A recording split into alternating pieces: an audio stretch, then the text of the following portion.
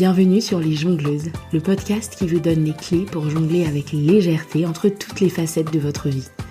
Je suis Ruth Manou, coach de vie et future psychologue. Je suis aussi 2 fois maman, passionnée de musique et de pop culture. Et chaque semaine, je m'inspire de tout ça pour vous aider à retrouver votre voix intérieure, loin des injonctions et des chemins balisés. Pourquoi ?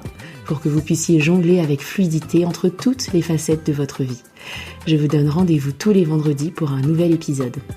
Abonnez-vous à la newsletter ou sur votre plateforme d'écoute préférée pour être notifié des nouvelles sorties. Et je compte sur vous pour partager largement autour de vous et pour laisser une pluie d'étoiles et de commentaires partout où c'est possible.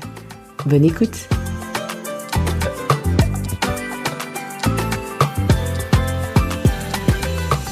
Hello tout le monde! J'espère que vous allez bien en ces périodes de fin d'année et de fêtes qui approchent.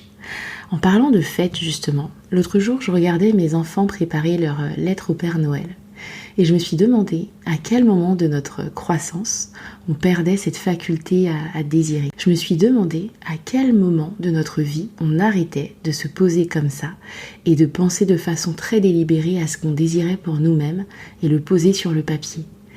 C'est une capacité qui est très présente chez les enfants. Ils sont très connectés à leurs désirs. Et si vous êtes parents aussi, vous savez exactement de quoi je parle. Les enfants ne se mettent pas de barrières et ils sont capables de demander tout et n'importe quoi, n'importe quand, sans tenir compte du prix, de la faisabilité, du moment de la journée, de l'année, de quoi que ce soit en fait. Par exemple, il y a quelques temps, on se baladait dans Dublin et mon fils de 6 ans s'est arrêté devant un magasin de luxe qui était tellement cher que les prix des montres n'étaient pas affichés et il nous montrait tranquillement les montres qu'il voulait qu'on lui achète parce qu'en ce moment il rêve d'une montre. Et pour lui, ça voulait rien dire quand on lui disait « mais tu sais mon chéri, ce sont des montres pour adultes, c'est très cher ». Lui, ça l'intéressait pas. Tout ce qu'il voulait, c'était sa montre. Il était très connecté à ce désir-là d'avoir une montre. Alors je ne sais pas bien de quoi vient cette capacité aussi forte chez les enfants. Est-ce que c'est parce qu'ils sont très au contact de leur imagination ? Est-ce que c'est parce qu'ils n'ont pas encore conscience des limites, des réalités matérielles ? Je ne sais pas. Mais en tout cas, j'ai l'impression que chez nous, chez les adultes, en grandissant, donc en devenant adulte, en entrant dans la vie active, en devenant parent quand c'est le cas, ça devient très facile de se laisser emporter par le flot du quotidien et de complètement perdre contact avec cette capacité à désirer, à souhaiter des choses de façon très délibérée. En tant qu'adulte, il me semble qu'on prend rarement le temps de penser à ce qu'on souhaite vraiment dans la vie à moyen ou à long terme. On va plutôt penser en termes de to-do, de choses à faire au quotidien, au jour le jour. Et quand on s'essaie à avoir une vision un peu plus long terme pour nous-mêmes, pas pour la vie professionnelle ou pour nos entreprises ou quoi que ce soit, pour nous-mêmes vraiment, quand on s'essaye à faire ça, c'est parfois sous la forme de bonnes résolutions qui se font vite oublier au bout de quelques semaines. Eh bien, dans l'épisode d'aujourd'hui, j'ai envie de vous inviter à vous reconnecter à cette capacité à désirer et à l'utiliser pour créer votre vision pour votre propre vie. Et comme toujours, avant de parler du comment, parlons du pourquoi. Pourquoi c'est important de se créer une vision pour sa propre vie ? La première raison, c'est que c'est une façon de reprendre son pouvoir et de se débarrasser de cette impression de ne pas vraiment être au contrôle de sa propre vie ou de subir les événements qui se produisent pour nous. Ça permet de créer petit à petit la vie qu'on veut vraiment pour soi-même. Quand vous avancez dans la vie avec une vision très claire pour vous-même, c'est comme si vous alliez faire votre marché avec une idée très précise des plats que vous avez envie de cuisiner et des ingrédients qu'il vous faut.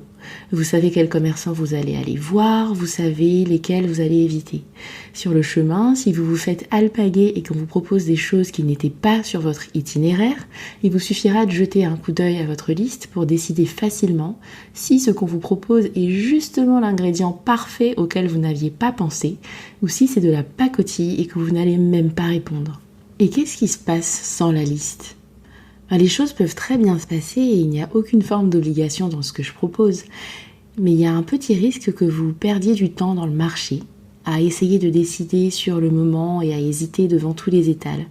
Il y a un risque aussi que vous soyez encore plus confuse en sortant du marché, que vous vous demandiez ce que vous allez bien pouvoir cuisiner avec ce que vous avez acheté, que vous vous rendiez compte que vous avez pris des choses dont vous n'aviez pas vraiment besoin ou qui étaient de mauvaise qualité.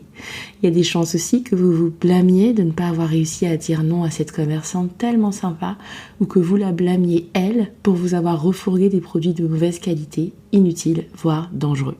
De la même façon, quand vous avancez dans la vie en étant très connecté à la vision que vous avez pour vous-même, il devient beaucoup plus facile de traiter les voies extérieures exactement comme ces commerçants du marché. Ça les rend neutres d'une certaine façon et c'est vous qui décidez de ce que vous en faites. Ça permet aussi d'avoir un point d'ancrage pour accepter ou non certaines opportunités, certaines propositions. Ça vous permet d'évaluer ou de réévaluer vos priorités. Bref, élaborer une vision pour vous-même, c'est vous créer en quelque sorte une étoile du berger à laquelle vous pourrez revenir à tout moment parce qu'elle sera claire et visible dans votre ciel. La deuxième raison de construire cette vision pour vous-même, c'est que c'est une excellente façon d'exploiter la puissance du cerveau humain. Une fois que cette vision sera élaborée, votre cerveau va se mettre en mission pour alimenter cette liste, cette vision. Un peu comme mon fils avec sa montre. De façon très inconsciente, vous allez être en alerte et à l'affût de tout ce qui peut nourrir votre vision ou vous rapprocher de vos objectifs. C'est un peu en fait comme si vous donniez une mission très précise à votre cerveau qui va tourner comme un processeur en arrière-plan pour vous rapprocher de vos objectifs pendant que vous vaquez à vos occupations. C'est plutôt pas mal, non? Et si on passait maintenant au comment? Comment on s'y prend pour construire cette vision pour soi-même? Alors donc vous voilà lancé pour une session d'écriture expressive, de journaling autour de cette thématique. Si vous ne voyez pas de quoi je parle, je vous renvoie au dernier épisode où vous pourrez tout apprendre sur cette pratique et télécharger le guide pour démarrer. Si au contraire vous voyez très bien de quoi je parle, je vous laisse attraper votre carnet, votre stylo et c'est parti. Avant de commencer, je vous propose une liste de domaines de vie pour vous aider à démarrer, mais je vous laisserai adapter pour vous-même parce que vous êtes l'experte de votre vie. Il y a 8 domaines que je vous laisserai noter. Le premier domaine va être la relation à soi. Dedans, vous pouvez noter la santé, le bien-être, le développement personnel, la spiritualité, le sport. Et à vous de compléter. Le deuxième domaine que je vous propose, c'est la vie professionnelle. Le troisième domaine, ce sont les finances. Dans le quatrième domaine, vous pouvez noter vos projets personnels. Le cinquième domaine, la vie de couple, si c'est votre cas. Le sixième domaine, la vie de famille. Le septième domaine, l'environnement de vie. Le huitième domaine, les amitiés et la vie sociale. Et le neuvième domaine, et le 10e domaine, et le 11e domaine, c'est tout ce à quoi vous penserez par vous-même. Ensuite, pour chacune de ces balles, chacun de ces domaines, vous allez faire une liste de 5 points minimum de ce que vous désirez pour vous-même. Et vous allez y inclure une dimension temporelle. Ça va être soit une échéance, soit une fréquence. Et quand c'est possible, vous allez quantifier votre objectif. Par exemple, je souhaite avoir X clients par mois et je souhaite gagner tant d'euros à la fin de l'année, par exemple. Ensuite, vous allez inclure dans votre liste toutes les choses que vous avez déjà et que vous voulez garder dans votre vie idéale. L'idée ici, ce n'est pas de rêver uniquement à des choses que vous n'avez pas encore ou que vous ne faites pas encore ou que vous ne savez pas encore faire.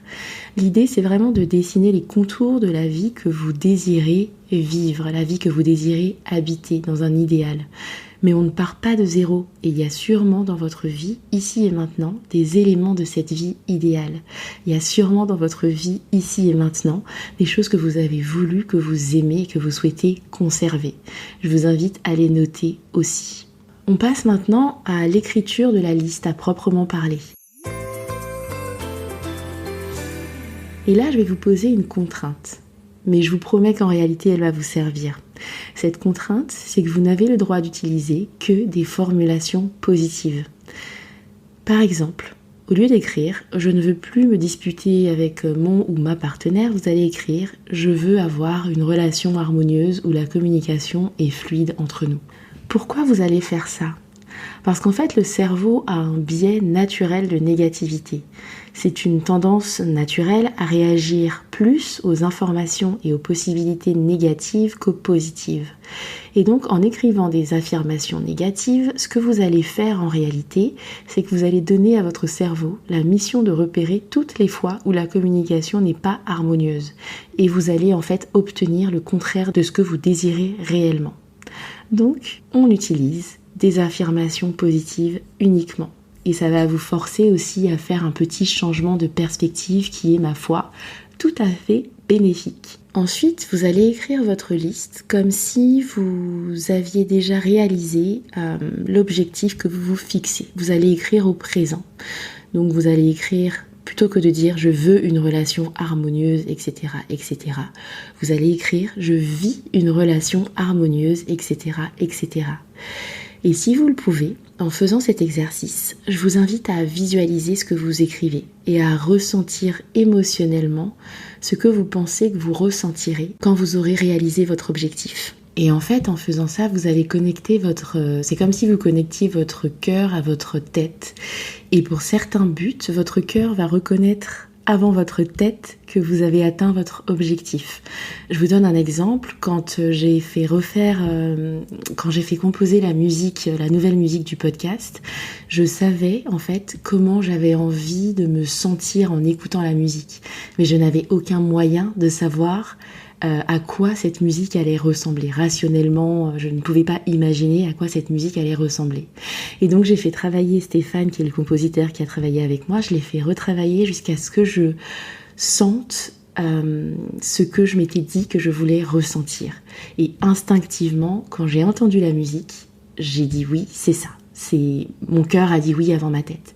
Et donc c'est pour ça que je vous encourage à ressentir émotionnellement les objectifs que vous vous donnez pour connecter votre cœur avec votre tête. En ce qui concerne le contenu à proprement parler de votre liste, alors là, zéro contrainte, vous pouvez oser rêver en grand. Et il peut s'agir de choses que vous souhaitez accomplir, vous procurer, construire, ou alors ça peut être des choses plus internes, un état d'esprit, une pensée que vous avez envie d'adopter, une émotion que vous avez envie de ressentir plus souvent. Là, carte blanche, page blanche, rêvez en grand. Et enfin, vous allez connecter et ancrer cette vision à votre quotidien.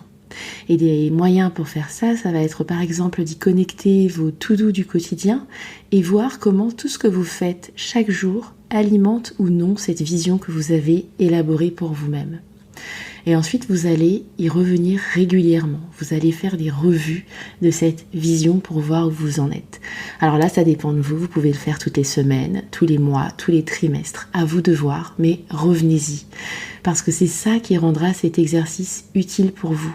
C'est le fait de rester connecté à cette vision et de la voir se manifester semaine après semaine, mois après mois.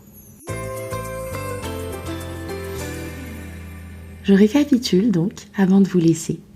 Pour chacune de vos balles, vous allez faire une liste de 5 points minimum en y incluant une temporalité et en quantifiant quand c'est possible.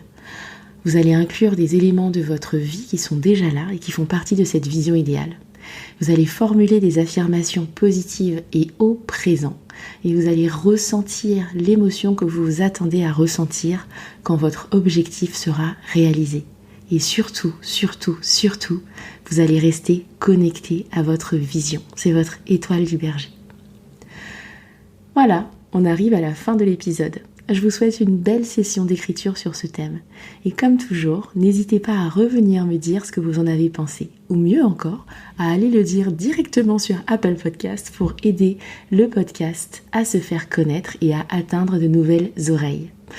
Et si vous avez envie d'aller plus loin sur cette thématique dans le cadre d'un accompagnement en coaching, il vous suffit de cliquer sur le lien dans les notes de l'épisode pour réserver votre appel découverte. Je vous donne rendez-vous vendredi prochain pour le dernier épisode de l'année. Et d'ici là, prenez soin de vous.